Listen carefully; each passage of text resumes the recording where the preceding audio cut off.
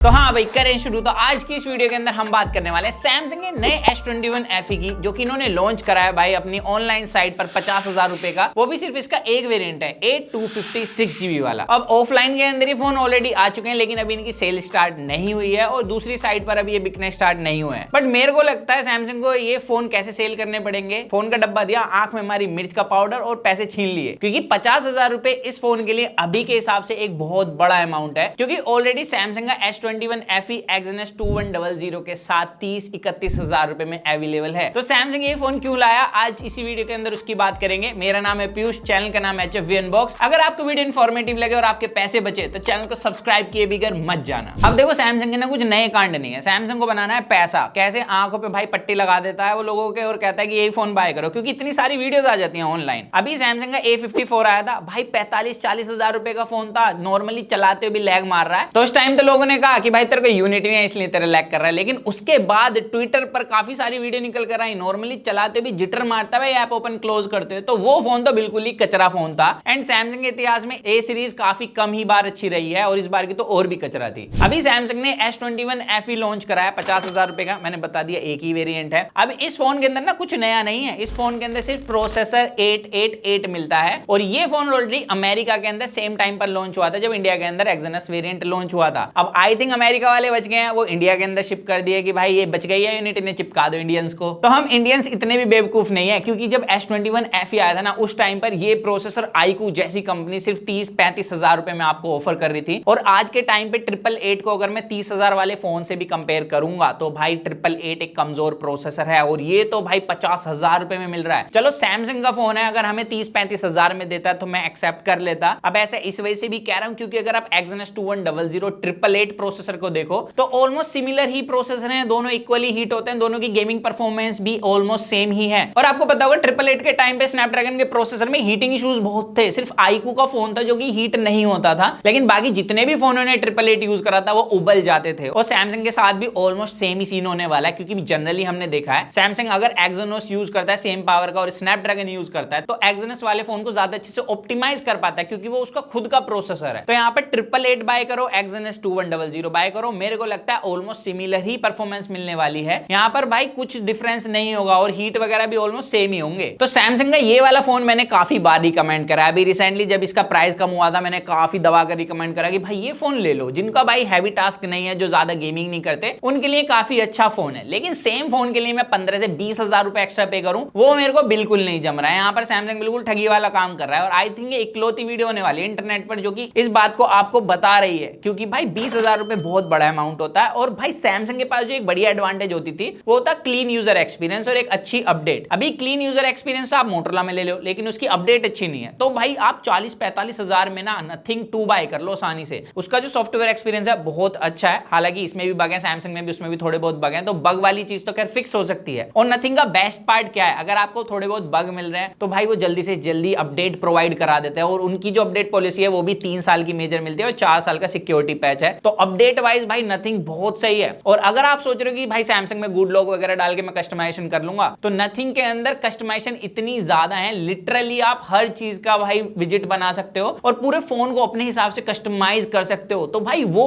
UI थोड़ा better लग रहा है अभी के टाइम पे। तो दूसरा भाई Nothing के पास प्रोसेसर भी तगड़ा है, उसके अंदर 8+ Gen 1 प्रोसेसर है, 888 से बहुत ज्यादा सुपीरियर प्रोसेसर है और हीटिंग भी नहीं है। तो वो प्रोसेसर और वो वाला फोन मेरे को ज्यादा वर्थ लग रहा है इसके कंपैरिजन में। यहां तक कि अगर कैमरास भी देखें तो इसके अंदर आपको वही FE वाले कैमरास मिलते हैं, क्योंकि नाम FE है भाई इसका। 12 8 मेगापिक्सल के कैमरास हैं। अब Nothing के अंदर टेलीफोटो कैमरा नहीं है, लेकिन उसके 1x को आप टेलीफोटो की तरह पोर्ट्रेट में यूज कर सकते हो। उसकी low lighting photo, outdoor photos बहुत सही निकल कर आती हैं। बस पोर्ट्रेट मोड के अंदर थोड़े बहुत अभी इश्यूज हैं जो कि आई थिंक फिक्स हो जाएंगे। बट मेरे को इतना पता है कि S21 FE के कैमरा से वो डेफिनेटली थोड़ा सा बेटर निकल के आने वाला है। फ्रंट कैमरा तो डेफिनेटली बहुत बढ़िया है उसका। बाकी भाई 50,000 रुपए पेड़ पे तो लग नहीं रहे। यहाँ पर प्लास्टिक बैक मिल रही है, थोड़ा ग्लास या वीगन लेदर टेक्सचर दे देते, थोड़ा सा डिजाइन अलग कर देते इस फोन से, तो मैं 50,000 बोल भी देता। लेकिन सिर्फ एक प्रोसेसर के लिए 50,000 रुपए देना इज नॉट वर्थ। बाकी सारी चीजें सेम है भाई फोन के अंदर। जैसे ये फोन है ना, इसकी पतली सी इनहैंड फील है, डिस्प्ले भाई मेरा फेवरेट पार्ट है इस फोन का, पतले बेजल, चिन क्वालिटी काफी अच्छी है। तो वो सारी चीजें तो सिमिलर हैं। लेकिन भाई 15,000 रुपए में एक्स्ट्रा क्यों पे करूं जब मेरे को ये सारी चीजें ऑलरेडी सस्ते में मिल रही हैं। और ऑफर लगा के फोन 30-32 हजार रुपए का आसानी से मिल जाता है Exynos वेरिएंट के साथ। इसके अलावा हमने ये भी देखा है पास्ट में, जैसे कि हमने S22 अल्ट्रा स्नैपड्रैगन प्रोसेसर के साथ यूज करा था भाई, वो भी हीट हो रहा था। तो मैंने ये चीज तो देखी है, अगर सेम स्पेसिफिकेशन वाला एक्सयनस है और स्नैपड्रैगन है तो सैमसंग एक्सयनस के साथ अच्छे से ऑप्टिमाइजेशन करता है एज कंपेयर टू स्नैपड्रैगन। और सच बताऊं तो एक्सयनस 2100 स्नैपड्रैगन 888 के अंदर कोई भी डिफरेंस नहीं है, चाहे आप कोर्स देखो चाहे आप क्लॉक स्पीड देखो, यहाँ पर सारी चीजें आपके सामने आ रही हैं। तो मेरे हिसाब से तो 20,000 रुपए लगाना वर्थ रहेगा नहीं एक्स्ट्रा, और मैन्युफैक्चर भी दोनों सैमसंग नहीं करे हैं। एंड ये भी है कि Samsung I think S21 FE जो एक्सयनस वाला है उसको डिसकंटिन्यू कर दे, ताकि आप 50,000 रुपए वाला फोन ही बाय करो। सैमसंग को पैसा ही चाहिए बस।